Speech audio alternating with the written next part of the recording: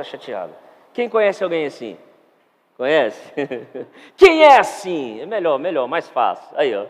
Os que levantaram que conhecem, levantaram que são assim. Será coincidência? Né?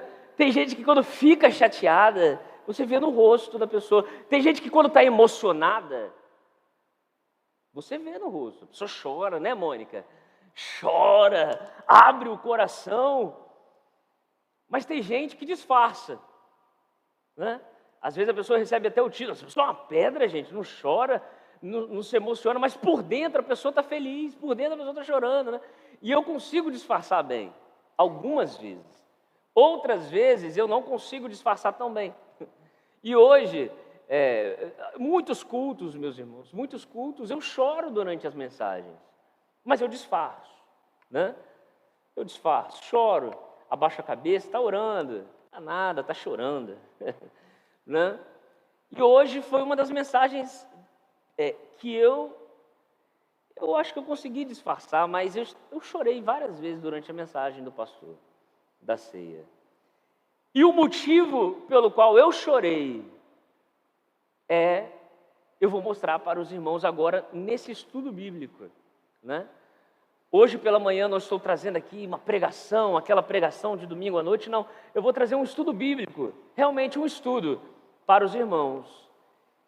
E os irmãos vão entender o motivo da minha emoção, né?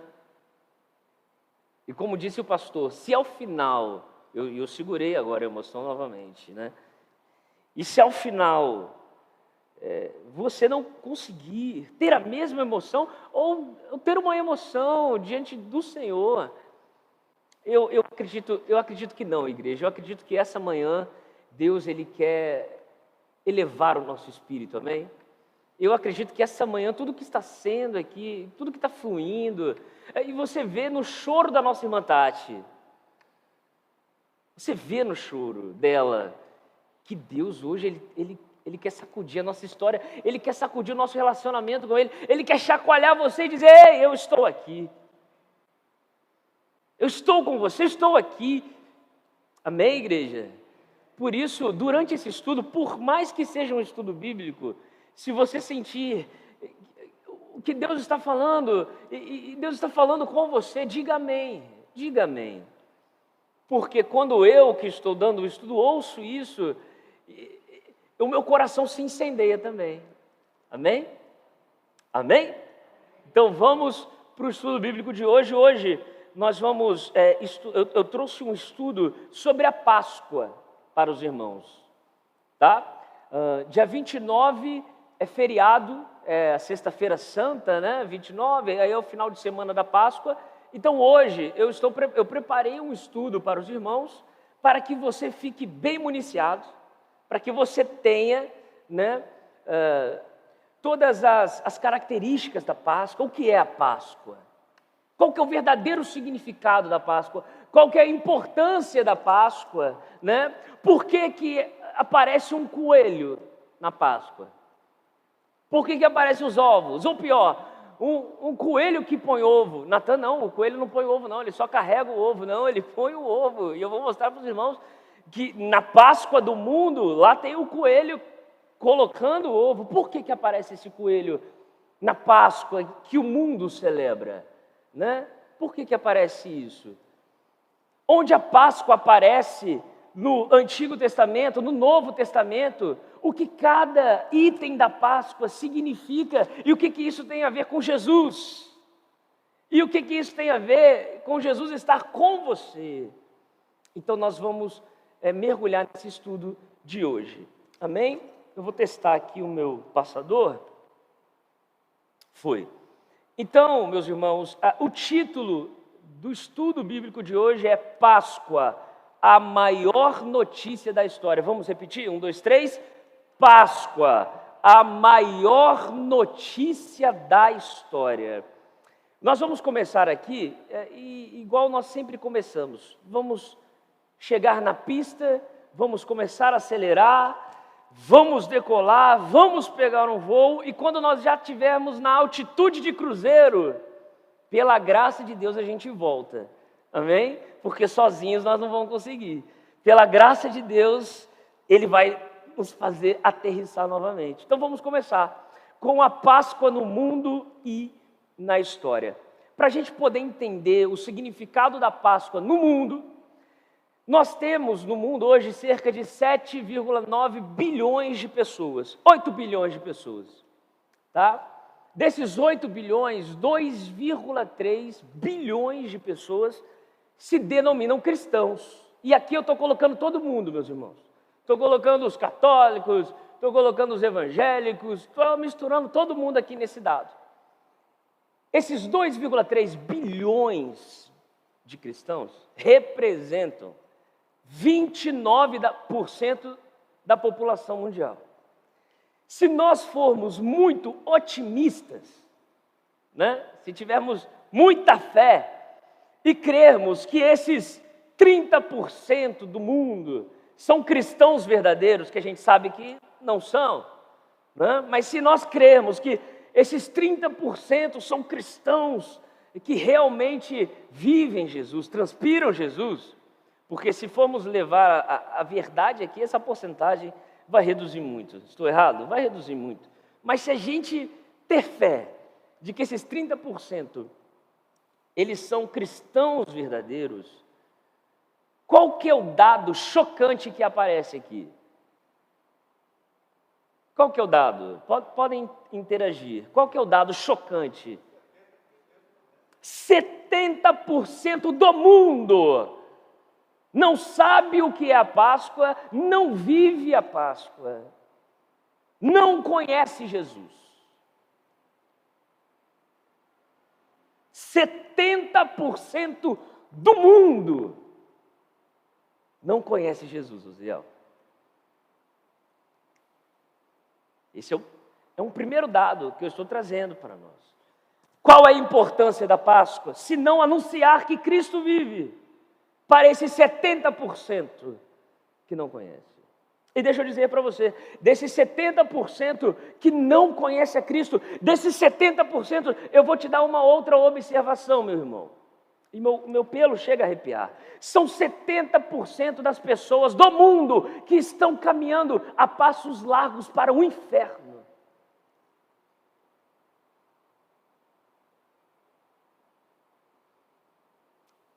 De 8 bilhões de pessoas, 70% caminhando a passos largos para o inferno. 70% do mundo na mão do diabo.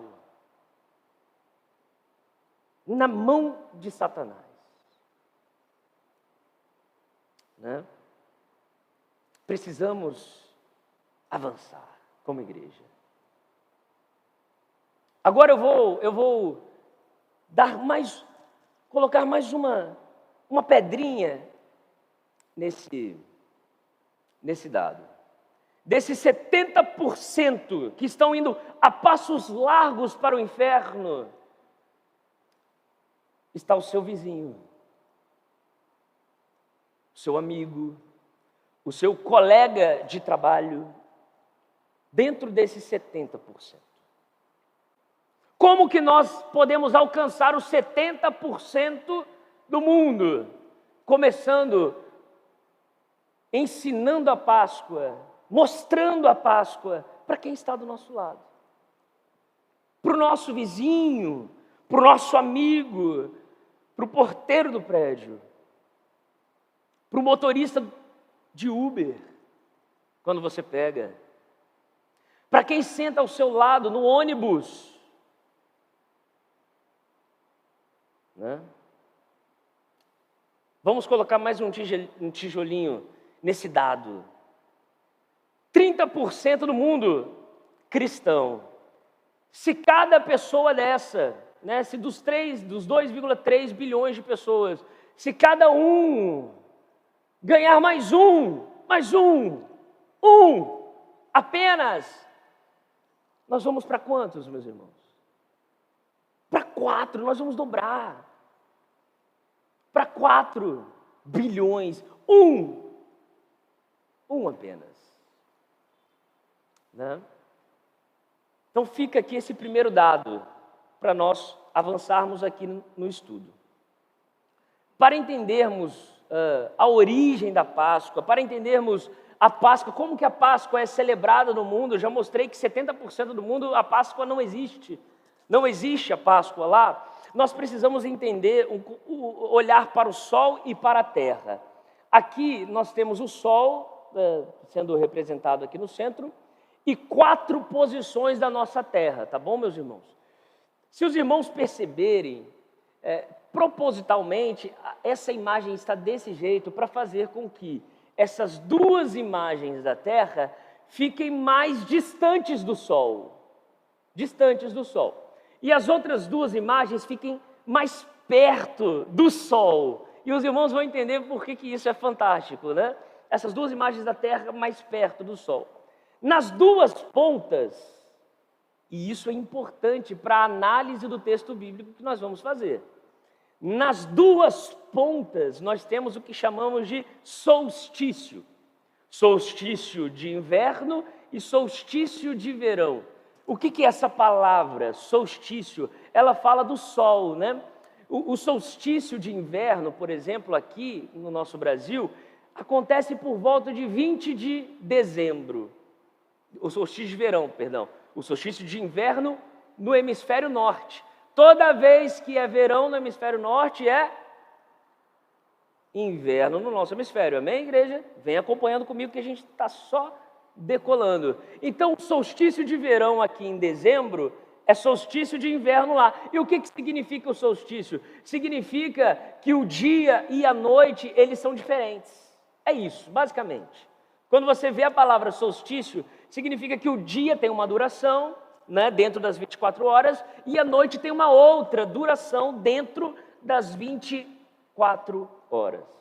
Segundo, a gente vai ver algo poderoso de Deus aqui. Já nessas outras 2 imagens ali, nós temos, né, o equinócio. O que é equinócio, igreja? Equinócio, o próprio nome fala, né? Equi vem de igualdade. Equinócio significa que o dia e a noite têm a mesma duração. A mesma duração, né? Então nós temos o equinócio da primavera no hemisfério norte. E aí, quando acontece o equinócio da primavera no hemisfério norte, acontece aqui no nosso hemisfério, quem sabe? Vamos, pode falar, meus irmãos. Se é primavera no hemisfério norte, Tiago, o outono. Aqui é o outono, né? E o que marca o equinócio? Dias igual à noite. E aí, meus irmãos, veja que para o dia ser igual à noite, o que tem que acontecer? A terra tem que estar mais perto do sol. Mais perto, porque quando ela está virada para o sol, ela vai pegar 12 horas de luz solar, e aí quando ela vira, né, o outro lado, vai pegar 12 horas de noite, mas para isso ela tem que estar perto, e não tão longe, e aí você vai entender o porquê que você está sentindo um calorão. Quem passou calor essa semana? Hein? Adivinha por quê? Me pergunta por quê, Natão, 1, 2, 3... Porque nós estamos no equinócio de outono, a nossa terra está pertinho do sol, pertinho do sol, equinócio de outono, estamos saindo do verão e indo para o outono, por isso que está quente, porque o dia e a noite está com a mesma duração e a nossa terra está pertinho do sol, por isso que está tão quente, meus irmãos, pertinho, ai, aleluia, né? Pertinho. Então, meus irmãos, aqui, ó. O equinócio acontece mais ou menos isso, olha. 12 horas de dia, 12 horas de noite. Vamos avançar? E o que isso tem a ver com a palavra de Deus?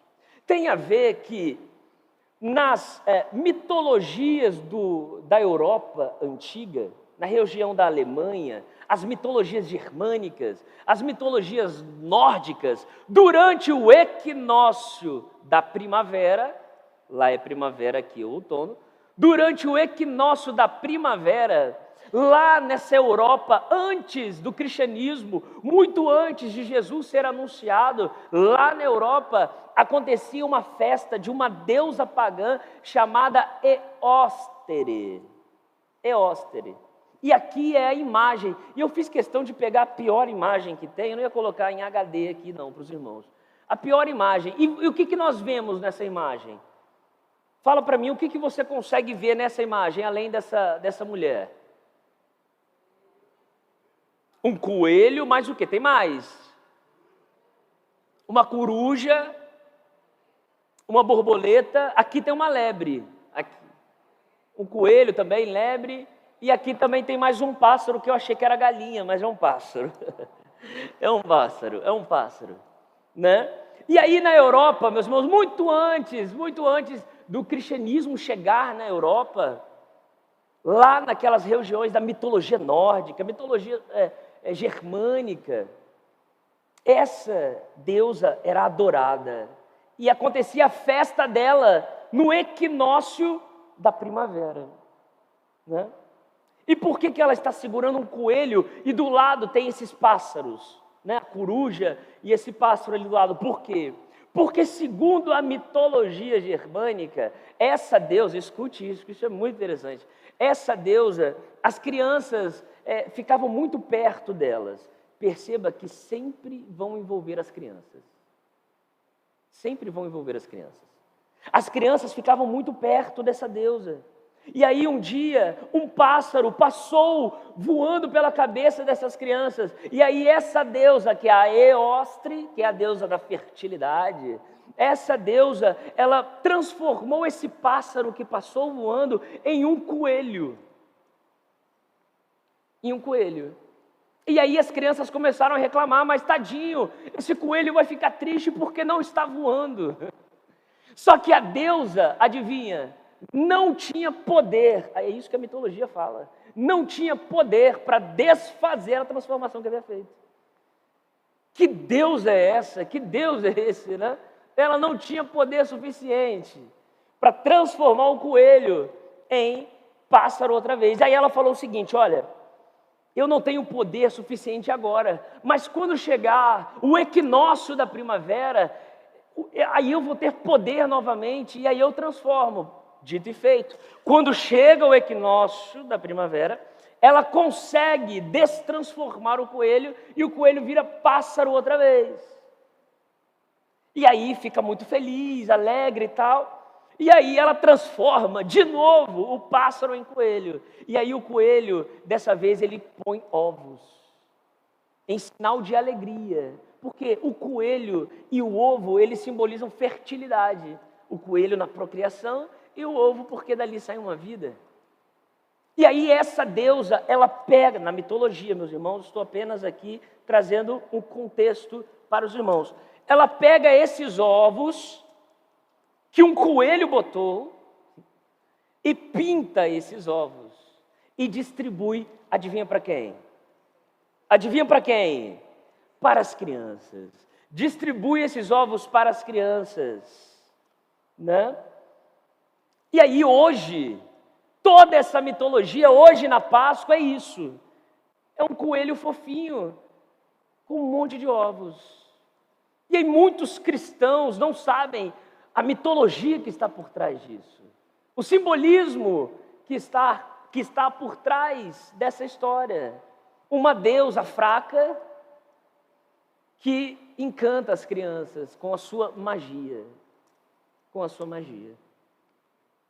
E aí, meus irmãos, preste atenção. Lembrando que todo esse estudo eu vou colocar no grupo, tá? Para os irmãos terem ali o PDF. O nome dessa deusa é Eostre, né? E Eostre, em inglês, significa Easter, tá? Easter. Então, Eostre, deusa germânica da fertilidade, e Easter é como se chama a Páscoa em inglês. Chama-se Easter, tá? Mas os cristãos americanos, britânicos, os cristãos que falam inglês, eles se recusam a chamar a Páscoa de Easter, porque Easter é o nome da deusa. E aí os cristãos que falam inglês, eles chamam a Páscoa de Passover. Passover. A Páscoa, nós já vamos ver o significado, significa passar, ou passar além, ou passar de. E Passover significa a mesma coisa, né? Passar sobre, passar além. Então, os cristãos que falam inglês, eles preferem dizer Passover do que Easter. Quer ver uma curiosidade? Quem aqui gosta de filmes? Levanta a mão. Levanta a mão. Quem gosta de filme, série? Luca, pode abaixar a mão. Quando num filme, hein? Quando num filme, Saulo, o filme coloca pequenos detalhes de outro filme, ou de uma história, ou de uma curiosidade. Quando o filme coloca pequenos detalhes, Jefferson, no filme, como que é o nome disso? Como que os críticos de cinema chamam esse detalhe no filme? Quem sabe? Easter egg. Muito bem, o Edson. Easter egg. Porque Easter, lembra? É a deusa, né? Significa Páscoa. E egg é ovo. Então é como se estivesse falando ovos preciosos escondidos. Preciosos escondidos. Olha, Easter egg. Né? Já virou até uma gíria nos dias de hoje. Né? Então, meus irmãos, esse é o contexto histórico da Páscoa no mundo. No mundo, tá bom? Nós vamos entender daqui a pouco por que muitos desses conceitos acabou entrando nas igrejas. Nós vamos entender isso daqui a pouquinho, mas precisamos entender por que o mundo coloca um coelho, coloca ovos, né? O que acontece no mundo e na história. Amém? Posso seguir? Vamos juntos. Agora nós vamos entrar na Páscoa na Bíblia. Tá? Entendemos o que a Páscoa significa para o mundo, da onde vem o contexto histórico, né, nas mitologias, e agora nós vamos olhar para a Bíblia, que é de fato onde a Páscoa começou. A Páscoa começou no coração de Deus. Natan foi um homem que teve a ideia de celebrar a Páscoa? Não. A Páscoa veio de uma ordem divina. Deus estabeleceu a Páscoa. Deus estabeleceu essa festa. A primeira das festas é Ele quem estabelece. Para isso, abra sua Bíblia em Êxodo capítulo 12 e não feche mais. Deixe aberta com você durante todo esse estudo. Êxodo capítulo 12.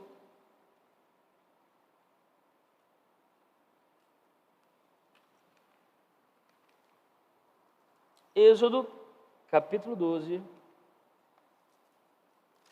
E deixa aberta, amém? A minha voz hoje está um pouco estranha, meus irmãos, porque eu acho, eu comecei a pegar uma gripe, né? Então está um pouco anasalada. Mas que isso não atrapalhe a sua compreensão do estudo. Êxodo capítulo 12, deixa aberto, amém? Então vamos entender. Bom, para entendermos o porquê que a Páscoa é estabelecida por Deus, tudo começa com a escravidão do povo de Israel no Egito.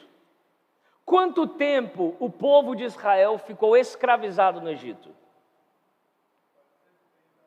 430 anos. Algumas partes, né, diz 430 anos no Antigo Testamento e 400 no Novo. Natan, a Bíblia está errada? Não, é apenas um jeito de dizer. Você não fala, por exemplo, igual nós falamos aqui, 7,9 bilhões, a gente fala 8 bilhões. Né? Então, quando você vê na sua Bíblia 400 anos e em um outro lugar 430 anos, é apenas a escolha literária ali do escritor, do autor, amém? Mas 430 anos com precisão. O povo de Deus ficou escravizado no Egito. Escravizado.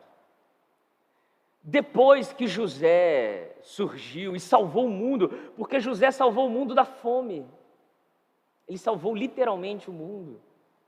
O povo, o faraó que assumiu, esqueceu de José. E foram esquecendo de tudo que José havia feito. E o povo de Israel começou a crescer e se multiplicar. E aí o faraó pensou: eles vão tomar conta do Egito. Vão tomar conta. E aí começou a escravizar o povo de Deus lá no Egito. E aí, Deus então, ele levanta um homem chamado Moisés para libertar o seu povo do Egito. Deus envia as 10 pragas para poder dobrar o coração do faraó. O coração de Faraó inicialmente é endurecido pelo próprio Faraó, obstinado pelo próprio Faraó. Depois de um tempo, o próprio Deus endurece o coração de Faraó diante de tanta teimosia. E aí, em Êxodo capítulo 12, Deus vai falar com Moisés e vai estabelecer a festa da Páscoa, que é a comemoração, a preparação. Veja, a Páscoa é a preparação para a liberdade. Eles ainda não estavam livres, de fato. Eles ainda não estavam livres de fato, mas a Páscoa já estava antecedendo a liberdade. Grave isso no seu coração. Já estava, isso, meus irmãos, é fé. É agradecer antes de ter. É ver o que ainda não existe, isso é fé. Deus estabelece uma festa antes da concretização, da libertação. E aí vamos analisar agora um pouco disso, né? Um pouco dessa Páscoa na Bíblia. Êxodo capítulo 12, versículo 1 e 2 diz o seguinte: o Senhor disse a Moisés e a Arão no Egito: este deverá ser o primeiro mês do ano para vocês. Em Deuteronômio 16, 1 diz: observem o mês de Abibe e celebrem a Páscoa do Senhor, do seu Deus, pois no mês de Abibe, de noite, ele os tirou do Egito. Então precisamos entender que a Páscoa, ela marca o início do calendário judaico. A Páscoa, ela estabelece o primeiro mês para os judeus, que aqui em Deuteronômio nós vemos que é o mês de Abibe, ou o mês de Nissan. Nissan e Abibe significa a mesma coisa, o primeiro mês do calendário judaico. Para entendermos esse calendário, e por que nós celebramos, por que nós cristãos celebramos, ora a Páscoa em março, ora a Páscoa em abril, nós precisamos usar essa imagem aqui, porque ela mescla o nosso calendário com o calendário judaico. Então veja lá em cima, nós temos o mês de Nissan. Os irmãos estão conseguindo ver? Lá em cima nós temos o mês de Nissan. E embaixo do mês de Nissan nós temos março e abril. Março e abril. Como são meses diferentes, calendários diferentes, para povos diferentes, surgiu esse mecanismo para sabermos qual mês será de acordo com o calendário judaico. E aí você percebe que o mês de Nissan, ele está na metade de março e na metade de abril. E aí a gente vai entender por que ora nós comemoramos a Páscoa em março e tem anos que nós comemoramos a Páscoa em abril, né? E como, vamos lá, meus irmãos, para a gente entender como que nós qual que é o dia da Páscoa? Quem fala para mim? Qual que é o dia da Páscoa? Na palavra de Deus, na Bíblia, Deus fala, olha, do 10º dia até o 14º dia, lá está dito o dia. Mas nós não temos como colocar no 14º dia no nosso mês, porque o nosso mês não coincide com o mês judaico. Então, por que nós, esse mês, comemoramos a Páscoa no dia 31 de março? Como? Como que isso é feito? Quem que escolhe a data da Páscoa, Sabrina? Quem? Sai no diário oficial do governo? Né? Quem que escolhe a data da Páscoa? As igrejas se juntam e definem a data da Páscoa? Não, meus irmãos, nós vamos ver como que a data da Páscoa é estabelecida. No ano 325, respira fundo, é um estudo bíblico mesmo.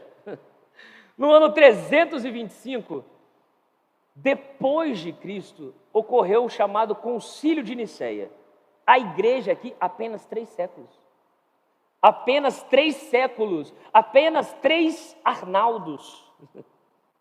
3 Arnaldos, 3 gerações de Arnaldos, depois de Jesus voltar ao céu. A igreja aqui, ela se reúne para estabelecer alguns princípios básicos para o cristianismo. Em 325, o imperador Constantino, recém-convertido ao cristianismo, ele convoca o Concílio de Nicéia. E aí vieram religiosos de diversas partes do mundo. Nós estamos falando 3 séculos depois da igreja primitiva apenas. Aqui a Igreja Católica era literalmente Igreja Católica, no sentido universal da palavra. Aqui a gente ainda não tinha Igreja Católica como na Idade Média nós vemos. Não, aqui 3 séculos apenas depois da Igreja Primitiva. E a primeira coisa que foi definida nesse Concílio de Nicéia foi a definição da divindade de Jesus. Nós vamos ver que isso é importante. Em segundo lugar, eles definiram como que nós vamos estabelecer a data da Páscoa. Eles se preocuparam com a data do Natal? Se preocuparam? Não. Eles se preocuparam com a data da Páscoa, porque é a festa bíblica mais importante, porque é ela que diz que Cristo vive. Ela que diz que Cristo está vivo, ressuscitou. Então eles se preocuparam com a data da Páscoa. Em terceiro lugar, eles estabeleceram regras para a igreja de uma forma geral. E em quarto lugar, eles definiram, bateram o martelo, Jefferson, dizendo que arianismo é um crime espiritual ou heresia. Natan, o que é arianismo? Arianismo, igreja, amada igreja, ela vem de uma doutrina de um homem chamado Ário, que dizia que Jesus não era Deus. Que Jesus ele foi criado por Deus e que ele nem sempre existiu no passado, mas ele começou a existir em um determinado momento. Natan, mas será que alguém pensa isso hoje em dia? Pensa. Nós temos hoje os testemunhas de Jeová, que dizem que Cristo ele é inferior, Jesus ele é inferior. E a igreja, 3 séculos depois, se sentiu obrigada, pastor, pressionada a bater o martelo dizendo, isso que Ário está pregando é heresia. Jesus é Deus, amém? Ele é Deus, de eternidade em eternidade, Ele é antes de tudo, antes da fundação do mundo. Mas desde então, muitas pessoas acabam caindo nessa cilada. E nós temos o testemunho de Jeová, nós temos outras seitas do cristianismo que entram nessa abordagem. Nós temos aqueles que negam a trindade de Deus. Sabia disso? A trindade de Deus. E eles foram colocados como herege aqui, 3 séculos depois. Eles negam que exista Deus Pai, Deus Filho e Deus Espírito Santo. Olha só, né? E aí, como que esse cálculo foi estabelecido? Vamos avançar. Como que esse cálculo foi estabelecido? Eles definiram o seguinte: na data do equinócio da primavera ou outono, a primeira lua cheia que vier depois do equinócio, o primeiro domingo que vier depois dessa lua cheia será a Páscoa. Vamos ver como é que isso funciona na prática? Eu joguei no Google e o nosso equinócio de outono, lá no hemisfério norte, primavera, vai acontecer no dia 20. Meus irmãos, se preparem. Encha a sua garrafa de água, coloca a toalha gelada, porque dia 20 de março, anota aí na sua agenda, a chapa vai esquentar literalmente. A terra vai estar muito pertinho do sol, Tiago. Muito pertinho do sol. A gente vai passar um calor dobrado. Dia 20 de março é o equinócio de outono. Tá bom? Dia e noite igual. Então, dia 20 de março, equinócio. Depois do dia 20 de março, nós temos que procurar a primeira lua cheia, que acontece dia 25 de março, 5 dias depois, a primeira lua cheia. E se dia 25 de março é a lua cheia, o primeiro domingo depois da lua cheia, depois do equinócio, é dia 31 de março. Amém? Entenderam? Entenderam, igreja? O primeiro domingo. Por isso que nós vamos celebrar dia 31 de março a nossa Páscoa. Amém? Meus irmãos, dito isso, esses conceitos, eles são conceitos mais históricos, geográficos e até astronômicos, né, sobre a Páscoa. E a gente vê que está tudo interligado, né? Por isso que o cristão, ele usa a fé, mas ele também tem que usar a razão para não ser levado por ventos de doutrina, né? Nós temos sempre que guardar a sã doutrina, mas sempre, meus irmãos, procurar o conhecimento de Deus. E eu amo essa igreja porque eu vejo nos olhos dos irmãos como que os irmãos amam a palavra e o estudo da palavra. Mas agora nós vamos entrar numa profundidade espiritual da Páscoa. Amém? Uma profundidade espiritual da Páscoa. Nós vamos entender os princípios da Páscoa. O primeiro princípio da Páscoa é o cordeiro. Não existe Páscoa sem cordeiro. Não existe. Podem colocar um coelho no lugar, não é Páscoa. Páscoa cristã, Páscoa de verdade tem que ter o cordeiro. E o meu coração se alegra, porque o Cordeiro de Deus está aqui essa manhã. Então, o primeiro princípio estamos cumprindo. O Cordeiro está aqui. O Cordeiro está aqui. Êxodo, deixa sua Bíblia aberta. Êxodo 12, versículo 3, digam a toda a comunidade de Israel que no 10º dia deste mês, todo homem deverá separar um cordeiro ou um cabrito. Então, Páscoa tem que ter cordeiro. Pode faltar chocolate. Pode faltar aquele ovo caro de 89, 90, 100 reais. Não pode faltar o Cordeiro de Deus. Não pode. O segundo princípio que não pode faltar na Páscoa é a família. Sem família não tem Páscoa. Vamos ver? Êxodo capítulo 12 ainda, versículo 3. Um cordeiro ou um cabrito, que esse cordeiro vai ser usado para a sua família, um para cada casa. Êxodo 12, 14, avançando um pouco mais à frente, diz: este dia será um memorial que vocês e todos os seus descendentes o comemorarão como festa ao Senhor. Comemorem-no como decreto perpétuo. Família.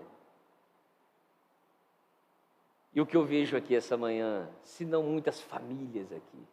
Meu pai está aqui, né? Muitas famílias. Primeiro princípio, cordeiro. Segundo princípio, a família. O terceiro princípio que a Páscoa precisa ter para ser Páscoa. Tem mais um versículo que mostra, olha lá. Êxodo 12, 26 e 27 diz: quando seus filhos lhe perguntarem, olha isso, igreja. Quando seus filhos lhe perguntarem, o que significa esta cerimônia? Está vendo porque estamos dando o estudo para vocês? Quando seus filhos, quando o seu pequenino, quando o Davi virar para mim e perguntar: o que é isso aqui na mesa? Para que é isso? Olha o que a Bíblia nos ensina. Respondo-lhes: é o sacrifício da Páscoa ao Senhor, que passou sobre as casas dos israelitas, viu? Passou sobre as casas dos israelitas no Egito e poupou as nossas casas. Quando matou os egípcios, então o povo curvou-se em adoração. Meu filho, sabe o que é isso? Isso é quando Deus resgatou o seu pai. É isso, né? Veja a importância da ceia do Senhor, a importância da Páscoa. O terceiro princípio, que sem isso não tem Páscoa, são os amigos. Não existe Páscoa sem os amigos, sem os vizinhos. Vamos ver? Vamos ver. Êxodo 12, versículo 4. Se uma família for pequena demais para um animal inteiro, deve dividi-lo com o seu vizinho mais próximo. Veja que a Bíblia não está dizendo o seguinte: olha, se o seu vizinho for legal com você, se o seu vizinho emprestou o Wi-Fi, se o seu vizinho deu um pouco de açúcar para você finalizar o bolo, se você gosta do seu vizinho, se o seu vizinho ele é legal. Não, veja que a Bíblia está dizendo: você deve dividir o cordeiro, você deve dar um cordeiro para o seu vizinho, para os seus amigos.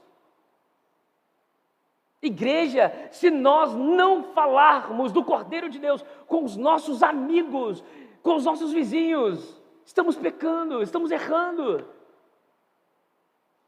estamos saindo fora da curva.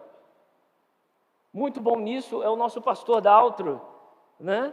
Qualquer um que aparece ele já fala: você é cristão? Mas é verdade, é um exemplo que devemos seguir. Então, sem amigos, não tem Páscoa. Sem você ter anunciado para alguém do Cordeiro, não tem Páscoa. E o quarto princípio, Páscoa tem que ter igreja. Não existe Páscoa sem a igreja. A igreja é a família de Deus, já está no Novo Testamento escrito isso. A igreja é o corpo. A igreja são os filhos de Deus juntos. Vamos ver? Êxodo 12, versículo 6 diz: guardem-no, você vai guardar. Você vai guardar esse cordeiro até o 14º dia do mês, quando toda a comunidade de Israel irá sacrificá-lo ao pôr do sol. O que é isso, meus irmãos? Toda a comunidade de Israel. Hoje nós estamos na igreja do Senhor. Toda a comunidade. Por isso que nós celebramos a Páscoa, adivinha, juntos.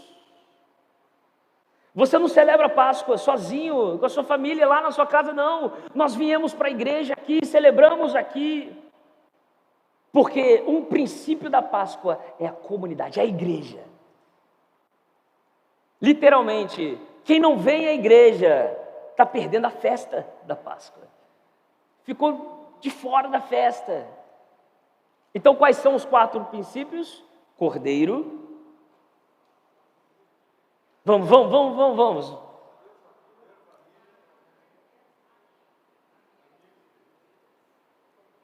Comunidade. Cordeiro, família, amigos e comunidade. Grave isso no seu coração até o final desse mês. Cordeiro, família, amigos e comunidade. E agora, meus irmãos, nós vamos entrar. Lembra da altitude de cruzeiro que eu falei com os irmãos? Agora a gente vai alcançar essa altitude. Eu trouxe aqui os princípios da Páscoa na Bíblia. E agora nós vamos entender a profunda relação da Páscoa com Jesus. A profunda relação da Páscoa com Jesus.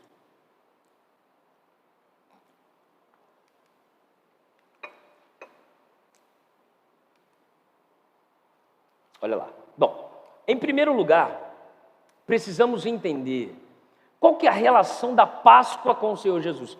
Quantos lembram aqui uma vez que eu trouxe um gráfico mostrando todas as referências cruzadas da Bíblia? Vocês lembram disso? Várias referências. Nós vamos ver aqui hoje, pastor, algumas dessas referências cruzadas, mostrando a profunda relação de Jesus com a Páscoa e mostrando que Cristo de fato é o Cordeiro de Deus, que Ele de fato cumpriu todos os requisitos da Páscoa. Nós vamos ver isso de forma muito espiritual. Eu confesso que quando eu estava preparando essa parte do estudo, eu tive que parar diversas vezes e glorificar o Senhor Jesus. Glorificar o Senhor Jesus. Nós vamos entrar aqui agora, meus irmãos, na Bíblia destilada. A Bíblia agora para nós, ela vai ser como um orvalho de Deus. Orvalho. Curve a sua cabeça. Ó Deus, que nesses próximos versículos que nós vamos entrar, ó Pai, que o nosso ser seja tomado pelo Senhor, que os nossos ossos tremam, que as nossas mãos fiquem vacilantes, que os nossos joelhos, ó Deus, se dobrem, que o nosso coração bata mais rápido para sermos tocados pelo Teu sacrifício, pela Tua morte, pela Tua ressurreição. Em nome de Jesus, amém. Nós vamos ver agora, amada igreja, a Bíblia de forma destilada, como um orvalho para nós. Eu vou usar aqui o mesmo slide que eu já usei alguns slides atrás. O Senhor disse a Moisés e Arão no Egito: este deverá ser o primeiro mês do ano para vocês. Observem o mês de Abíb e celebrem a Páscoa do Senhor.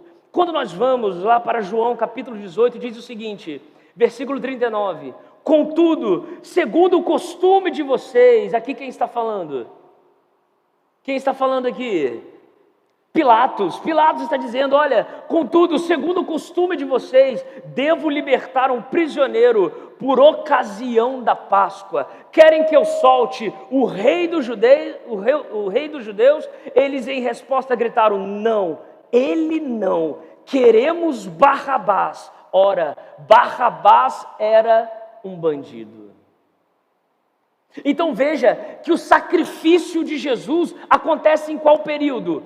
Na Páscoa. Ele entra em Jerusalém, ele está sendo julgado, adivinha quando? Na Páscoa.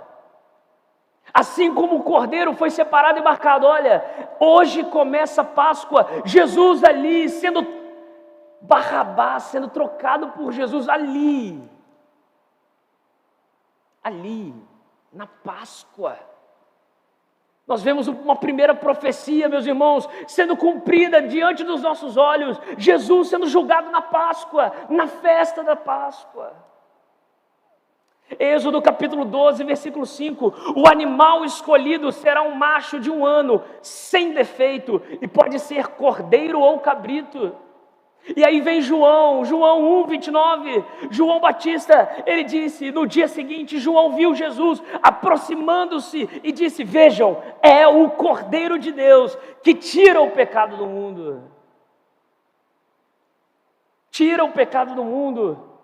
2 Coríntios 5, 21, Deus tornou pecado por nós, aquele que não tinha pecado, lembra? O Cordeiro não podia ter defeitos, e aqui vem Paulo dizendo, olha, aquele que não tinha pecado, que não tinha defeito, para que nele nos tornássemos justiça de Deus.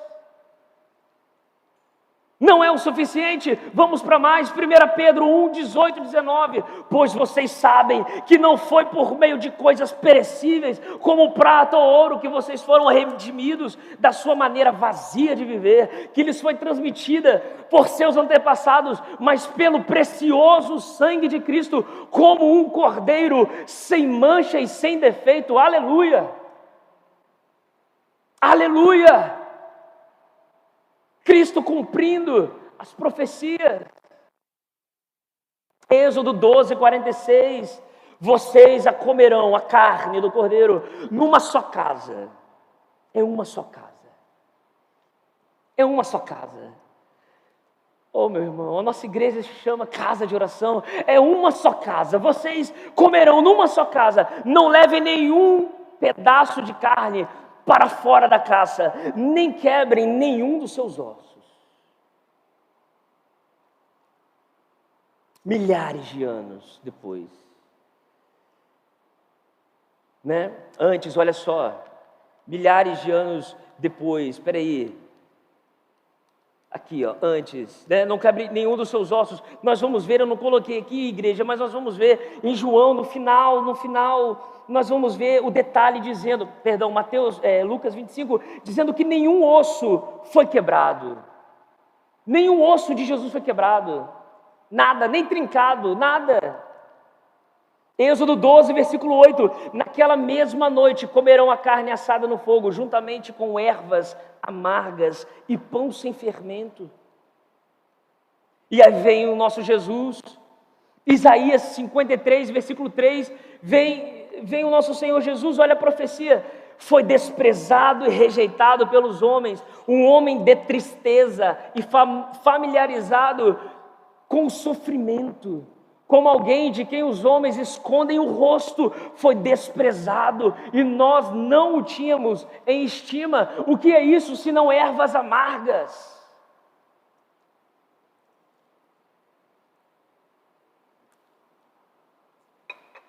Se você come algo amargo, aquilo é desprezado por você. Aquilo lembra dor, aquilo lembra sofrimento. Ninguém gosta de coisas amargas. Ervas amargas. E aí vem um profeta dizendo que o nosso Jesus, o Deus que criou todo o universo, o nosso Jesus, ele foi um homem de tristeza. Foi um homem de sofrimento, familiarizado com o sofrimento. Sabe o que significa esse termo? No original, que o sofrimento era o seu companheiro, o amigo, não saía de perto dele. Ele foi desprezado. E o final assusta o meu coração. Nós não tínhamos em estima. Isso assusta. Assusta. Será que eu estou desprezando Jesus no meu dia a dia? Que isso? Isso assusta o nosso coração. Lucas 22, 44, estando angustiado, ele orou ainda mais intensamente, e o seu suor era como gotas de sangue que caíam ao chão, ervas amargas.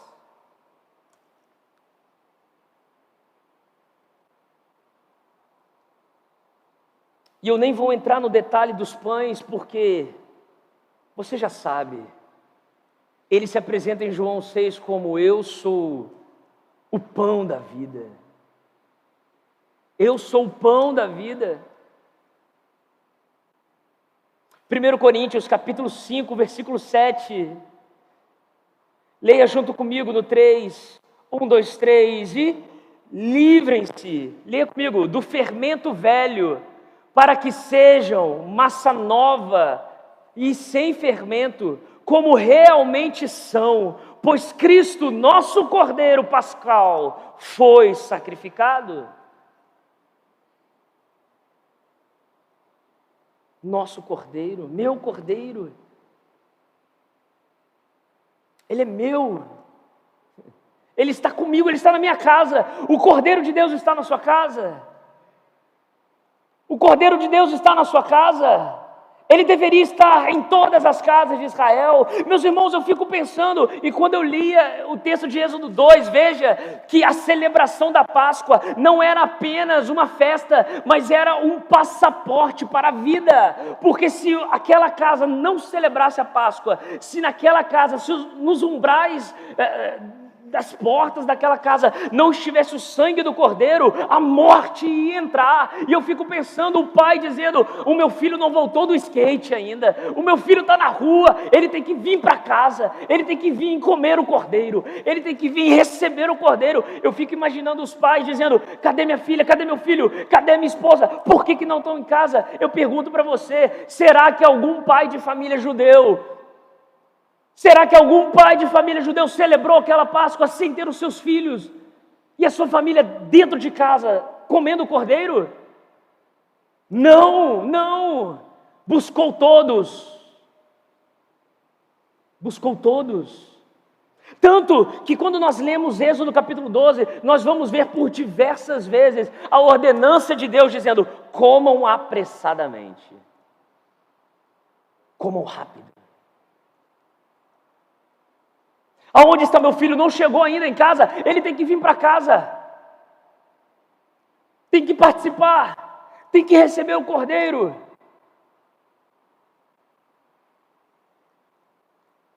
O Cordeiro de Deus está na sua casa? O Cordeiro de Deus está na sua vida? O Cordeiro de Deus está com você? Urgência. Urgência.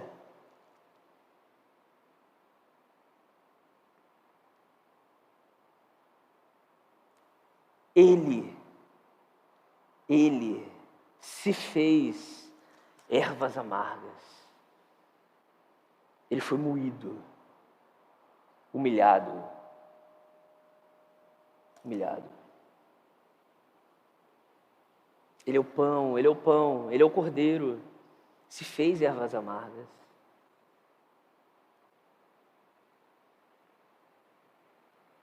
Eu fiz questão, igreja, de destacar Cristo, nosso Cordeiro, foi sacrificado.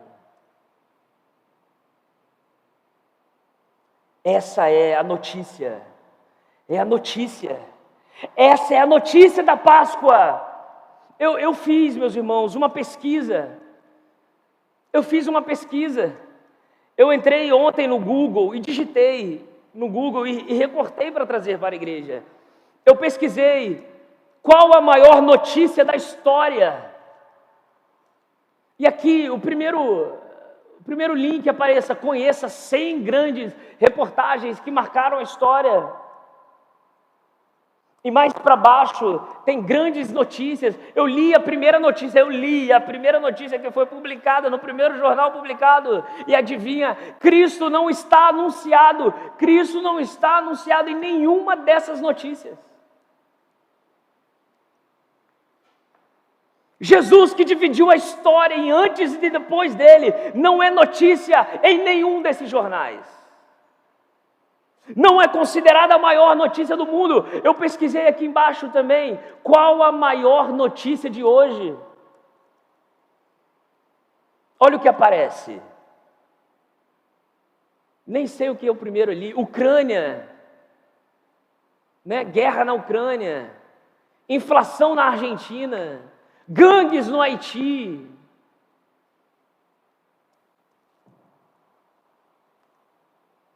Olha a última notícia. Ilhas Galápagos dobrarão taxas para evitar superlotação. Essa é a maior notícia de hoje. Será essa a maior notícia de hoje? Ou será a notícia de que Cristo está vivo? Meus irmãos, por causa dessa notícia de que Cristo está vivo, milhões e milhões de cristãos foram mortos por dizerem Jesus está vivo. Foram jogados no Coliseu, foram presos, abatidos, crucificados, jogados no mar, partidos ao meio. Tiago ele morreu assim, amarraram um braço num cavalo, um braço no outro cavalo e partiram Tiago. Por dizerem que Cristo está vivo, foram mortos, por darem a notícia de que Jesus vive.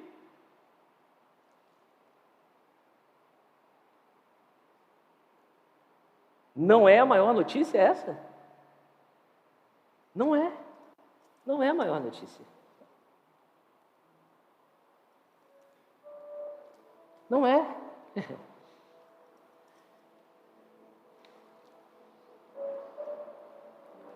E aí a gente consegue entender o porquê que 70% do mundo não conhece Cristo.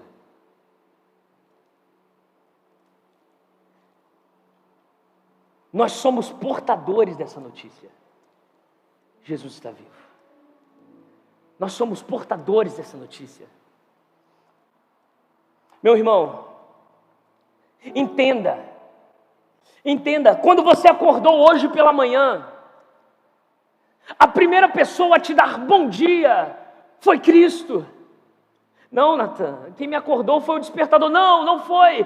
Quem abriu os seus olhos foi Jesus. A primeira pessoa que estava lá olhando para você, estava com você, é Jesus, é Cristo vivo, ao seu lado. Quando você virou para o lado, esposa, e viu o seu esposo ali roncando ainda, e aí ele abriu os olhos e te deu bom dia, amor. Não foi o primeiro bom dia, Cristo já estava olhando para você, Ele já estava mantendo o seu batimento cardíaco, Ele já estava fazendo os seus pulmões funcionarem. Quando você levantou da cama, foi tomar o seu café da manhã, abriu o G1.com ou abriu as notícias na internet, quando você leu todas as notícias, a maior notícia, adivinha, já estava no café da manhã com você. Já estava ali do seu lado, quando você tomava café, Ele estava ali com você, porque Ele está vivo. Daqui a pouco, quando nós sentarmos o Anderson para almoçar, quando do meu lado direito eu vejo o Davi, do meu lado esquerdo eu vejo a Nayade, mas ali está Jesus comigo, porque Ele está vivo. Quando você sentar hoje para almoçar, a comida que vai estar na sua mesa, adivinha, foi Ele que serviu, foi Ele que colocou. Quando você vai trabalhar, andando para o seu trabalho ou no carro dirigindo, adivinha quem está lá no carro, adivinha quem está no passeio com você, adivinha quem está na rua com você? Cristo. Quando ninguém curte a foto que você postou no Instagram, ou quando ninguém vê as suas publicações, é Jesus que estava lá vendo aquilo que estava acontecendo com você. Quando você chega no trabalho e lá no trabalho você é pressionado, tem que entregar resultado, ou na loja temos que vender, se não vai dar para pagar as contas, ou quando o cliente está te enchendo a paciência, quando você começa a fazer a conta, abre a planilha e fala, esse mês eu vou ter que deixar de pagar isso, esse mês não vai dar para comprar aquilo. Quando você está ali fazendo a conta, adivinha, Jesus, o Cordeiro de Deus, pastor, o Cordeiro de Deus, ele está dizendo, ei, eu estou aqui, eu vou prover. Assim como o Cordeiro de Deus foi a provisão para Abraão. Quando você perde alguém querido, quando você perde alguém que você amava, o que acontece? Você começa a chorar, a chorar, a chorar, a chorar. Adivinha, deixa eu te dizer, meu amigo, deixa eu te dizer, as suas lágrimas não caem no chão. Assim que elas saem dos seus olhos, Jesus está ali do seu lado, colhendo cada uma das suas lágrimas. Quando o seu coração está despedaçado, Ele pega você no colo para te levantar. Não é uma deusa que não consegue nem transformar um animal. Não é um Deus de barro. Não é um Deus de estátua, que virou estátua. Não é um Deus que tomou a forma de um animal. Não é um Deus como acontece em alguns lugares, que usa você como um cavalo para subir em cima. Não, é o Deus verdadeiro, o único Deus, Jesus, o Verbo encarnado. É Ele que, quando o seu coração está despedaçado, é Ele que pega você no colo e levanta. É o Cristo vivo. E adivinha, amada igreja, se coloque de pé, adivinha nisso, se coloque de pé. Quando for a sua hora de partir, quando for a minha hora de partir, quando o nosso relógio nesse mundo parar, quando o nosso tempo aqui acabar, quando tudo aqui terminar, quando as portas, preste atenção, quando as portas da cidade celestial forem abertas, quando as portas da cidade celestial abrir para mim, abrir para você, quando o brilho da brilhante estrela da manhã, quando o brilho da glória de Deus já ofuscar a nossa vista, quando nós pisarmos no caminho e vermos que o caminho é de ouro, quando nós começarmos a ouvir uma música cantando Santo, Santo, Santo, Santo é o Senhor, quando nós começarmos a ouvir uma música que é melhor do que Mozart, Bach e Beethoven juntos, quando nós começarmos a ver que o nosso corpo está se desfazendo, quando o nosso corpo começar a se desfazer, o corpo que agora que nós temos já não vai mais ser, ele não vai ser mais esse corpo. Quando esse corpo começar a se desfazer, quem vai estar lá para te receber? Não é um anjo, não é Davi, não é Pedro, não é Daniel, não é Paulo. Quem vai estar lá para te receber é Jesus vivo, o Cordeiro de Deus, na sua frente, o Galileu, aquele que teve a sua mão furada, os seus pulmões apertados. É Ele que vai estar lá para te receber naquele dia. E Ele vai dizer: eu sempre estive com você. Não seria essa, hein?